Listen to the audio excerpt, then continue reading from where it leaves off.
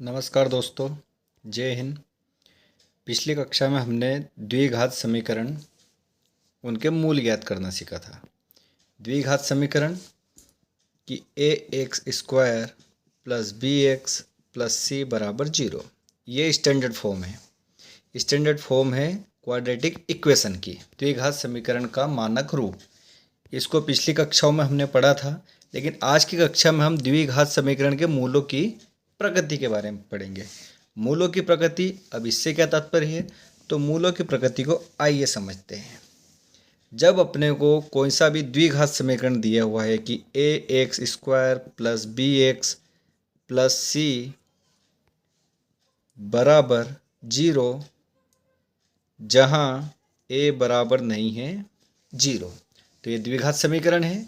तो इसके लिए अपन ने फार्मूला पढ़ा था b² माइनस 4ac, ये बताता है अपने को मूलों की प्रकृति कैसी होगी। अगर इसका मान 0 से ज़्यादा है, इसका मान 0 से ज़्यादा है, तो दोनों मूल वास्तविक होंगे। अगर इसका मान 0 से ज़्यादा है तो दोनों मूल वास्तविक है, और b² माइनस 4ac बराबर 0 है तो दोनों मूल बराबर होंगे। दोनों मूल बराबर होंगे, तो ये एक कंडीशन, ये दूसरी कंडीशन। अगर 0 से ज़्यादा है तो दोनों मूल वास्तविक होंगे, और अगर 0 के बराबर है तो दोनों मूल बराबर होंगे। तीसरी बात कि अगर b² माइनस 4ac छोटा है 0 से, छोटा से 0 है, तो कोई वास्तविक मूल नहीं होंगे। तो इसका होगा कोई वास्तविक मूल नहीं होंगे। ये आ गई अपनी तीसरी कंडीशन। पहली कंडीशन 0 के बराबर तो दोनों मूल बराबर, 0 से ज़्यादा तो दोनों मूल वास्तविक, और 0 से छोटे मतलब कि माइनस वाली संख्या है तो कोई मूल वास्तविक नहीं होगा।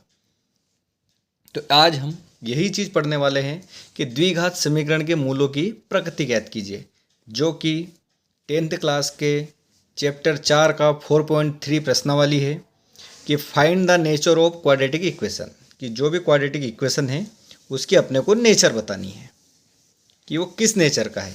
तो आइए हम उदाहरण के माध्यम से समझते हैं। तो पहला उदाहरण अपन लेते हैं। पहला उदाहरण अपन ने लिया है 2x² माइनस 3x प्लस 5 बराबर 0। ये सवाल दिया हुआ है, द्विघात समीकरण, ये क्वाड्रेटिक इक्वेशन है। अपने को इसकी मूलों की प्रकृति बताना है कि इसके किस नेचर का है ये। तो किस नेचर का है, इसको हल करने के लिए आइए इसकी सबसे सीधी और सरल विधि, अपन इसकी तुलना करेंगे किससे, द्विघात समीकरण। द्विघात समीकरण का स्टैंडर्ड फॉर्म क्या है, ax² plus bx plus c बराबर 0। इससे तुलना करेंगे तो a बराबर कितना आ जाएगा 2, b बराबर कितना आ जाएगा 3, लेकिन 3 काय में है माइनस में, तो ये आ जाएगा -3, और c बराबर आ जाएगा अपना 5। ये 3 आ गए अपने, अपन ने तुलना कर ली। अब अपने को समीकरण पता है, फार्मूला पता है क्या, b² माइनस 4ac, इसका अपने को मान ज्ञात करना है। तो इसके फार्मूले में रखेंगे इसको। b² मतलब कि -3 का वर्ग, तो -3 का वर्ग माइनस 4a मतलब कि 2, c मतलब कि 5। ये तीनों चीज़ लिख ली अपन ने, ए बी सी तीनों के मान रख दिए। अपन ने कुछ भी नहीं करा, अभी समीकरण दिया हुआ है, स्टैंडर्ड फॉर्म है अपना ये स्टैंडर्ड मानक रूप। इससे तुलना करी, ए का मान, बी का और सी का मान निकाल लिया, b² माइनस 4ac में रख दिया, -3 का वर्ग माइनस 4 × 2 × 5, 3 का वर्ग 3 × 9 माइनस 5 दूनी 10 और 10 चुक 40, 9 में से -40 गए तो माइनस का 31। अब बताइए माइनस का 31 0 से बड़ा है या छोटा है, तो ये 0 से छोटा है। और अपन ने अभी पढ़ा था कि अगर कोई मूल 0 से छोटा है तो कोई मूल वास्तविक नहीं होंगे, कोई मूल वास्तविक नहीं होंगे। इस सवाल में कोई भी मूल वास्तविक नहीं होंगे। यह अपना पहला सवाल है, पहला सवाल हल हो गया। आइए अब दूसरे सवाल को करके देखते हैं। इसी तरह एक दूसरा सवाल लेते हैं, उसको भी करके देखते हैं। दूसरा सवाल है अपना 3x वर्ग माइनस 4 करनी 3x प्लस 4 बराबर 0। इसकी भी नेचर बतानी है, क्वाड्रेटिक इक्वेशन दी हुई है, इसकी भी नेचर बतानी है।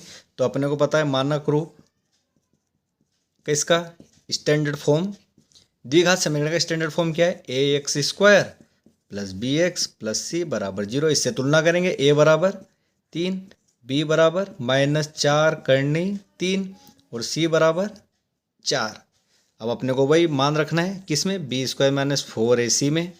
b² मतलब कि -4 करनी 3 का वर्ग, 4 ऐसा कैसा, a की जगह कितना है 3 गुणित 3 गुणित c की जगह कितना है 4। अब 4 करनी 3 का वर्ग, तो 4 का वर्ग माइनस का वर्ग हो गया प्लस 4 का वर्ग 16, तो करनी 3 का वर्ग 3 माइनस में 4 चौक 16, 16 4 ते 12, 12 चौक 48, या फिर ऐसे भी कर सकते हैं। अपने को पता है 16 इंटू 3 48, तो 48 माइनस 48 बराबर हो गया 0।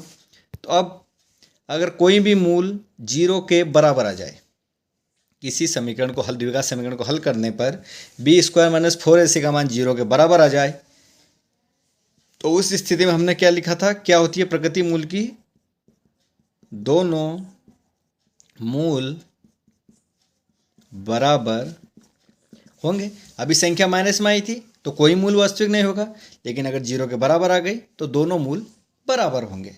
ये दूसरी कंडीशन अपने इस एग्जाम्पल के माध्यम से दूसरी कंडीशन प्राप्त करी। पहले कंडीशन प्राप्त करी थी कोई भी मूल वास्तविक नहीं, और इस बार हमने करा है दोनों मूल बराबर होंगे। क्यों, क्योंकि ये 0 के बराबर है।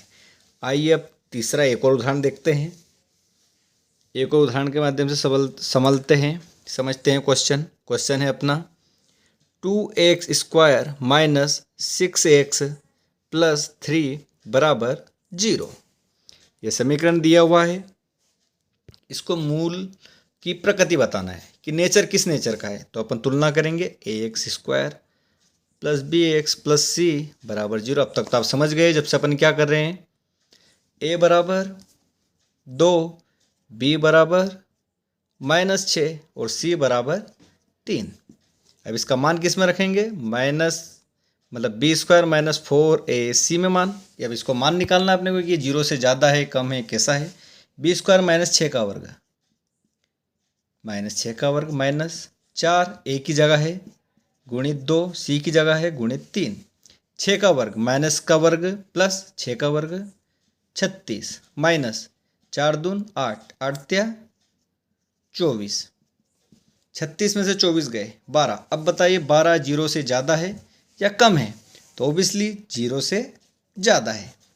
तो अगर b² माइनस 4ac का मान 0 से ज़्यादा है तो मूल की प्रकृति कैसी होगी, वास्तविक। दोनों मूल वास्तविक होंगे, दोनों मूल वास्तविक होंगे। तो 3 तरह की चीज़ें तीनों उदाहरण के माध्यम से समझ ली है। इस सवाल में 0 से ज़्यादा आया है तो दोनों मूल वास्तविक होंगे, 0 के बराबर आया तो दोनों मूल बराबर होंगे, और अगर 0 से छोटी मतलब कि माइनस की संख्या है तो कोई मूल वास्तविक नहीं होंगे। तो हमने तीनों प्रकृति ज्ञात कर ली है। कौन सी तीनों प्रकृति, कि b² माइनस 4ac का मान बराबर 0 है तो दोनों मूल बराबर होंगे, और b² माइनस 4ac का मान 0 से ज़्यादा है तो दोनों मूल वास्तविक होंगे। और अगर b² माइनस 4ac का मान 0 से छोटा है मतलब माइनस है, तो कोई मूल वास्तविक नहीं होंगे। तो ये 3 तरह की कंडीशन है, तीनों तरह की कंडीशन पढ़ ली इस प्रश्नावली में। तो आई होप ये सारे सवाल आप समझ गए होंगे, और समझ गए होंगे तो वीडियो को लाइक करें, चैनल को सब्सक्राइब करें, और ज़्यादा से ज़्यादा लोगों को शेयर करें ज़्यादा से ज़्यादा लोगों को। तो धन्यवाद वीडियो देखने के लिए।